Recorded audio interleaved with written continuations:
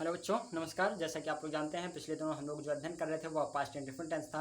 और past indefinite tense में हम लोगों ने पॉजिटिव सेंटेंस और नेगेटिव सेंटेंस का अध्ययन कर लिया था। आज हमें इंट्रोगेटिव सेंटेंस का अध्ययन करना है। तो आइए देखते हैं इंट्रोगेटिव सेंटेंस के बारे में। तो हमें जो अध्ययन करना है वो पास्ट इंडेफिनिट टेंस है और इसके इंट्रोगेटिव सेंटेंस के बारे में अध्ययन करना है हमें।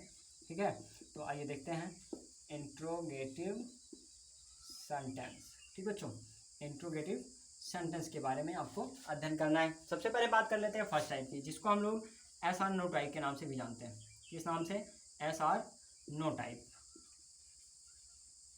जिसकी स्टार्टिंग क्या शब्द से होती है? आप जानते हैं कि एस आर नो टाइप के जितने भी वाक्य होते हैं इनकी स्टार्टिंग सदैव क्या शब्द से होती है। और इसमें जो मतलब आप जानते हैं कि सारा फॉर्मेट एग्जैक्टली उसी तरह होता है, बस स्टार्टिंग जो होती है वो क्या शब्द से होती है। वहाँ पे आपको इतना करना होता है कि आपको क्या क्या स्थान मतलब क्या क्या स्थान पे वाट ना लिख करके संबंधित टेंस की सहायक क्रिया लगानी होती है, जैसा कि हम लोगों ने पिछले टेंसों में पढ़ लिया है। और तो बात करते हैं इसकी एस आर नो टाइप की। तो एस आर नो टाइप में आप जानते हैं कि इसका जो फॉर्मूला होता है, ठीक है, सीधे हम लोग फॉर्मूले पर चलते हैं। और इसमें अगर रूल आप लिखना चाहें तो इसमें लिख सकते हैं फर्स्ट रूल में कि इंट्रोगेटिव सेंटेंस के फर्स्ट टाइप में, अर्थात पास्ट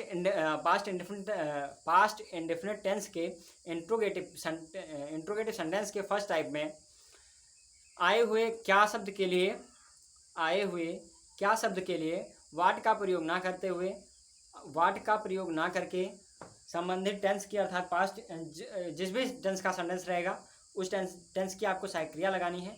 ठीक है, तो संबंधित टेंस की सहायक क्रिया का प्रयोग करते हैं। आइए देखते हैं। तो आपको क्या करना है, सबसे पहले फॉर्मूला देखना है। यहाँ पे आपको क्या करना है, सबसे पहले तो आपको क्वेश्चन वर्ड लाना है। ठीक है, सबसे पहला जो काम करना है आपको वो क्वेश्चन वर्ड लाना है। ठीक है, सॉरी क्वेश्चन वर्ड नहीं, सॉरी ये सेकंड टाइप का है। सबसे पहले आपको हेल्पिंग वर्ड अर्थात डिड लाना है। क्योंकि इसमें एक ही सहायक क्रिया होती है इसलिए इसको लिख दे रहे हैं, चाहे मतलब सिंगुलर या प्लूरल कोई दिक्कत नहीं होता इसमें आपको डायरेक्टली सिर्फ डेड लगाना है, चाहे सिंगुलर सब्जेक्ट आया हो या फिर प्लूरल, कोई मतलब नहीं है उससे। तो यहाँ पे आपको सबसे पहले डेड लेना है, उसके बाद आपको सब्जेक्ट लाना है। ठीक बच्चों, उसके बाद आपको सब्जेक्ट लाना है। उसके बाद आपको क्या करना है कि मेन वर्ब की फर्स्ट फॉर्म लानी है, प्लस आपको क्या करना है ऑब्जेक्ट लाना है। ठीक है, और उसके बाद एक्स्ट्रा वर्ड हो तो वो लाना है और प्लस क्वेश्चन मार्क कर देना है। इतना आपको करना है। हाँ, तो बच्चों आपको क्या करना है कि सबसे पहले डिड लाना है और डिड के साथ आपको क्या करना है कि सब्जेक्ट लाना है, उसके बाद मेन वर्ब की फर्स्ट फॉर्म लानी है और उसके बाद ऑब्जेक्ट लाना है, उसके बाद एक्स्ट्रा वर्ड लाना है, उसके बाद क्वेश्चन मार्क लाना है। एक चीज़ और ध्यान रखिएगा, अगर आपको मान लेते हैं इंट्रोगेटिव नेगेटिव मिलता है, जैसे आपसे कह दिया गया सेंटेंस में ही, जैसे आपसे कहा गया कि क्या आपने मेरा दरवाज़ा नहीं खटखटाया। आपसे इतना कहा गया कि क्या आपने मेरा दरवाज़ा नहीं खटखटाया। तो अगर आपको इस टाइप में सेंटेंस मिलता है, ठीक है, तो ट्रांसलेट तो एग्जैक्टली उसी तरह से होगा, सिर्फ आपको चेंजिंग क्या करनी है कि सब्जेक्ट के ठीक बाद यहाँ पे आपको नॉट का प्रयोग कर देना है। ठीक है, अगर आपको इंट्रोगेटिव नेगेटिव मिलता है तो ठीक है, आपको क्या करना है कि इंट्रोगेटिव नेगेटिव मिलने के साथ मतलब जब आपको मिलता है तो वहाँ पे आपको सब्जेक्ट और मेन वर्ब के ठीक बीच में नॉट का प्रयोग कर देना है। ठीक है, तो अभी तो मतलब जैसे मिलता है तो उस कंडीशन पे आप लोग इसको करेंगे, अन्यथा कोई ज़रूरत नहीं उसकी। तो हम लोग इसके एग्जांपल पर जाते हैं। इसका एग्जांपल मैंने आपसे कर दिया, जैसे आपसे अभी बताया था हमने कि क्या मतलब आपने मेरा दरवाज़ा नहीं खटखटाया। आइए हम इसी को देखते हैं, पॉजिटिव में करते हैं। अर्थात आपसे कह दिया कि क्या आपने मेरा दरवाज़ा खटखटाया। आपसे कहा गया कि क्या आपने मेरा दरवाज़ा खटखटाया। तो अब आपको क्या करना है कि इस मतलब इस जो भी सेंटेंस आपके सामने लिखा गया है इसको ऊपर दिए गए फॉर्मूले के अकॉर्डिंग टू आपको ट्रांसलेट करना है, इतना ही करना है। ठीक है, तो आपको क्या करना है कि क्या क्या स्थान पे सबसे पहले डिड लाना है, तो बेझिझक ले आइए, उसमें सोचने वाली कोई बात ही नहीं है, जो कि सिंगुलर प्लूरल हमें देखना नहीं है। तो सब्जेक्ट चाहे जहाँ भी हो, अभी खोजना बाद में है, पहले डिड का प्रयोग करें। ठीक है, तो यहाँ पे सबसे पहले डिड आ गया। उसके बाद अब आपको क्या करना है कि सब्जेक्ट ढूंढना है, तो सब्जेक्ट यानी आपने है। ठीक है, एक चीज़ हमेशा ध्यान रखिएगा कि चाहे आपने हो, चाहे तुमने हो, चाहे तुम हो, तीनों के लिए यू का प्रयोग होता है, तो यहाँ पे यू हो जाएगा। ठीक है, उसके बाद अब आपको क्या करना है, अब आपको मेन वर्ब लाना है। तो आप जानते हैं मेन वर्ब जो है वो खटखटाना है, और खटखटाना की जो इंग्लिश होती है वो क्या होती है, नॉक। KNOCK, ठीक है, तो नॉक हो जाएगा। उसके बाद अब आपको क्या करना है कि यहाँ पे ऑब्जेक्ट जो है वो मेरा दरवाजा है, तो यह क्या हो जाएगा माई डूअर, और पीछे क्वेश्चन मार्क हो जाएगा। इतना आपको करना था, ठीक है। एग्जैक्टली इसी तरह से कोई भी सेंटेंस आपको दिया जाता है, कितना भी हार्ड क्यों ना हो, आपको उसमें सिर्फ आपको पहले ये देखना है कि क्या क्या आपको दिया गया है सेंटेंस में, चाहे मतलब सब्जेक्ट, ऑब्जेक्ट, मेन वर्ब, इसमें आपको क्या क्या मिला है, और उसी के अकॉर्डिंग टू आप फार्मूले का यूज करते हुए उसका ट्रांसलेट कर देंगे। बहुत ही आसान तरीके से आपका एकदम सही जाएगा, गलत होने के कोई चांसेस नहीं रहते हैं उसमें, ठीक है। तो एक आध और देखते हैं। जैसे ये आपका पहला हो गया। दूसरे की बात अगर हम करें, ठीक है, जैसे आपसे कह दिया गया कि आपसे मान लीजिए कहा जाए क्या उसने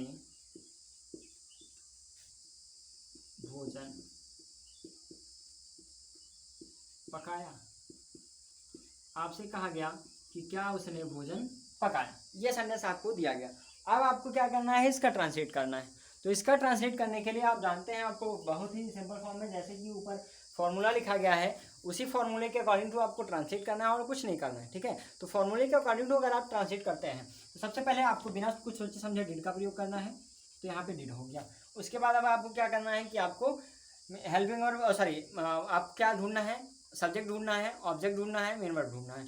सब्जेक्ट आपका उसने है, मेन वर्ब आपका पकाना है, और ऑब्जेक्ट आपका भोजन है। तो आपको क्या करना है कि अगर हम इसको फीमेल मानते हैं, अर्थात कहने का मतलब हम ये मानते हैं कि कोई स्त्री भोजन पका रही है, तो वहाँ आपको आपको क्या करना है, सी का प्रयोग करना है। अगर हम ये मानते हैं कि कोई पुरुष भोजन पका रहा है, तो वहाँ पे आपको हिप का प्रयोग करना है। जनरली हम लोग क्या देखते हैं कि जो भोजन पकाने का कार्य होता है वो पुरुष लोग बहुत कम ही करते हैं, महिलाएं अधिकतर करती हैं, इसलिए यहाँ पे हम लोग सी का प्रयोग करेंगे। तो यहाँ पे आपका क्या हो जाएगा, सी हो जाएगा। उसके बाद यहाँ पे क्योंकि हमें फर्स्ट फॉर्म का प्रयोग करना है तो कुक हो जाएगा, उसके बाद फूड हो जाएगा, और पीछे क्वेश्चन मार्क, यही आपका ट्रांसलेट हो जाएगा। एग्जैक्टली इसी तरह से आपको कोई भी सेंटेंस दिया जाता है, चाहे वो जितना हार्ड ही क्यों ना हो, आप फार्मूले के अकॉर्डिंग टू उसका ट्रांसलेट कर सकते हैं बहुत ही सिंपल फॉर्म में। आइए अब बात करते हैं हम दूसरे टाइप की। दूसरा टाइप जो हमारा है वो था WH टाइप। कौन सा टाइप बच्चों, WH टाइप, जिसमें आपको हाँ अथवा ना में आंसर ना दे करके एक प्रकार से सेंटेंस में आंसर देता है। तो दूसरा टाइप जो था इंट्रोगेटिव का वो था WH टाइप, जिसके फॉर्मूले में सिर्फ इतनी चेंजिंग होती है कि आपको क्या करना होता है कि इसका जो फॉर्मूला होता है उसमें आपको यहीं पे फर्स्ट टाइप के फॉर्मूले में सबसे पहले आपको क्वेश्चन वर्ड जोड़ देना होता है। बाकी सारा का सारा सब आपका एग्जैक्टली फर्स्ट टाइप की तरह ही होता है। तो फॉर्मूला आपका जो बनेगा वो बनेगा question word plus date plus subject plus main verb की first form plus object plus extra word plus question mark. ये आपका फार्मूला हो जाएगा किसका, प्रेजेंट इंडेफिनिट टेंस के negative sentence, present indefinite tense के नेगेटिव सेंटेंस के सेकंड टाइप अर्थात WH टाइप का फार्मूला हो जाएगा। अब इसके एग्जांपल की चर्चा हम लोग कर लेते हैं। एग्जांपल में जैसे आपसे कहा जाए कि तुम यहाँ कैसे आए, तुम यहाँ कैसे आए। आपसे कहा गया कि तुम यहाँ कैसे आए, तो आपसे एक प्रकार से क्वेश्चन पूछा जा रहा है, और आपसे अगर इसका भाव निकालें, आपसे जैसे आप ही से मान लीजिए हमने क्वेश्चन किया कि तुम यहाँ कैसे आए, ठीक, तो उसमें हाँ अथवा ना में तो आप उत्तर दे नहीं सकते। मान लेते हैं कि आपसे पूछा गया कि तुम यहाँ कैसे आए, तो क्या कहोगे, हाँ या फिर ना, इस प्रकार हम आंसर नहीं दे सकते हैं।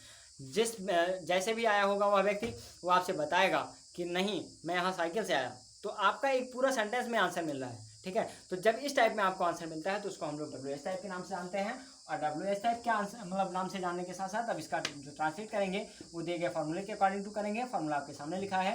तो सबसे पहले आपको क्या करना है कि सबसे पहले आपको क्वेश्चन वर्ड ढूंढना है। तो क्वेश्चन वर्ड आपका क्या है, कैसे है, तो यहाँ पे सबसे पहले क्या करना है, हाउ का प्रयोग कर देना है। उसके बाद आपको क्या करना है, बिना कुछ सोचे समझे डिड लाना है। उसके बाद सब्जेक्ट आपका क्या है, यू है, ठीक है। उसके बाद अब आपको क्या करना है, आना जो है हमारी वो मेन वर्ब है, तो यहाँ कम हो जाएगा, ठीक है। और उसके बाद यहाँ के लिए हमें क्या लगाना है, हियर, और पीछे क्वेश्चन मार्क लगा देना है। यही आपका ट्रांसलेट हो जाएगा। इसी प्रकार कोई भी सेंटेंस आपको मिलता है या कोई भी सेंटेंस आपको दिया जाता है, अगर वो आप पहचान रहे हैं उसको कि वो पास्ट इंडेफिनिट टेंस के इंट्रोगेटिव का सेकंड टाइप का क्वेश्चन है, तो आप बहुत ही आसान तरीके से उसको ट्रांसलेट कर सकते हैं। फॉर्मूला आपके सामने लिखा गया है। आप लोग सिर्फ बार बार आप लोगों से कहा जा रहा है कि आप लोग फार्मूला याद करके रखिए, फार्मूला तैयार रहेगा, मीनिंग्स आपकी तैयार रहेंगी, तो आपको ट्रांसलेट करने में किसी प्रकार की कोई भी असुविधा नहीं आएगी।